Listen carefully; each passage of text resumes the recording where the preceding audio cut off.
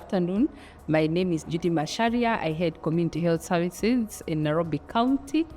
And let me say that during the COVID-19 vaccination, I used to do home-based and isolation care, whereby we are placing people under home-based care.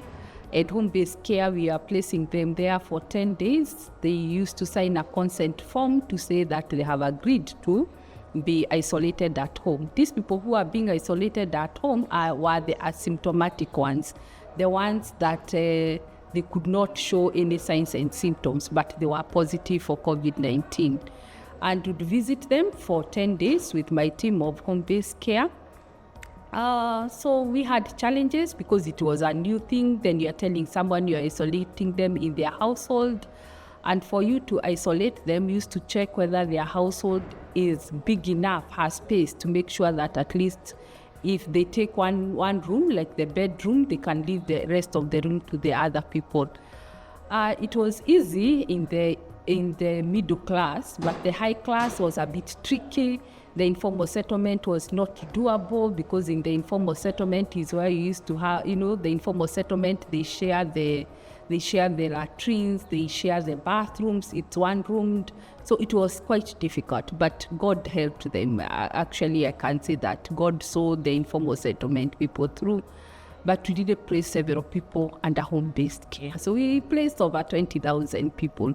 So the list would come, I would filter and send per sub-county so that the sub-county community health strategy coordinators would now get the list, and then they would follow them up with the community health assistants, and to some extent, did a community health assistant. They had teams in the sub-county, the disease surveillance. It was a big team.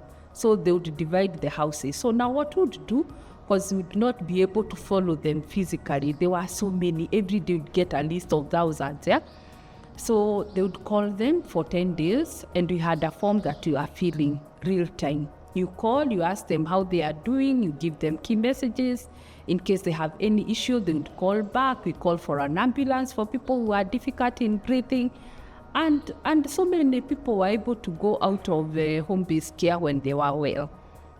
But you'd still get someone repeating. You'd get a name, they have finished home-based care 10 days, we go for testing, they are positive again, they'd go again, but and we had even discharge forms, just like they would discharge someone from the facility, would also discharge you from home-based and isolation care because you needed to go to work, some people, and they would show I was under home-based isolation. And let me say, there was stigma also. There was a lot of stigma. COVID-19 had a lot of stigma, even for people who are isolated at home. So that's when people would say, no, my organization, we are working from home. But most of them maybe were under home-based care. Yes, we never lost anyone. That is something that I'm proud of. We never lost anyone who was under home-based care. They all survived. And then Nairobi County had the EOC number. So if someone, the Emergency Operation Center number, if anyone had difficulty in breathing, they would call, an ambulance would come, they would pick them and take them to the hospital.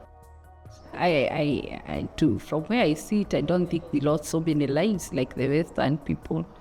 Yeah, because we understood that this is COVID and people are scared about it and people would act.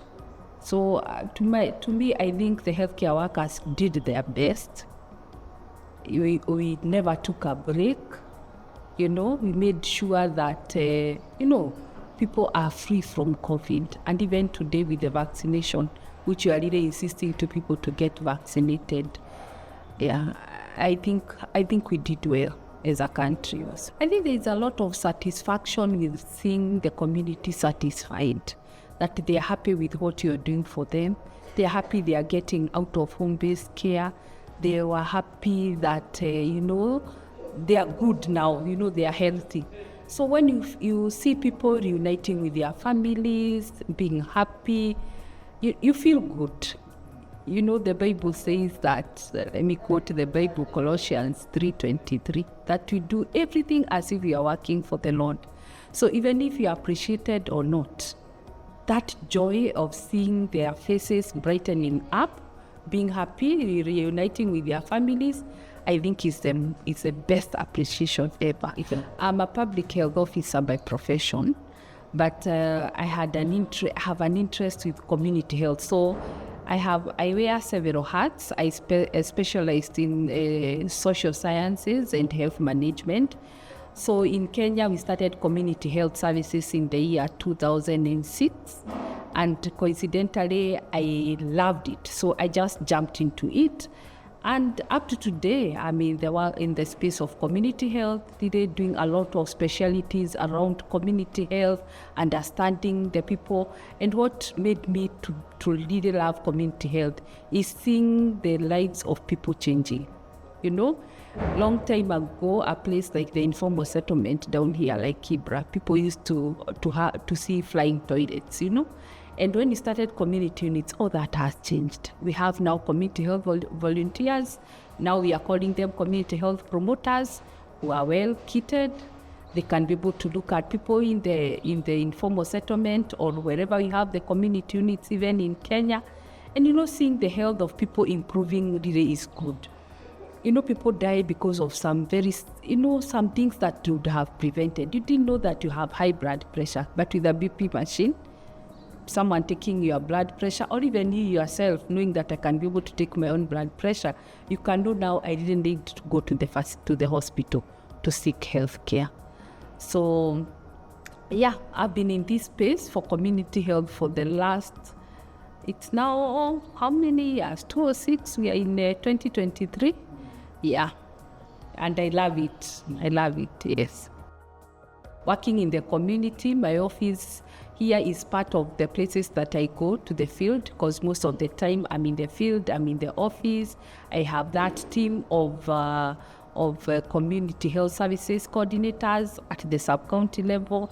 We have community health assistants who supervise community health promoters. Nairobi, we are having 7,480 community health promoters, and we have community units that are 748. So they are health structures. Each has 1,000 households and 10 community health promoters. Yeah. You've seen today they are receiving some smartphones, some kits that were launched yesterday.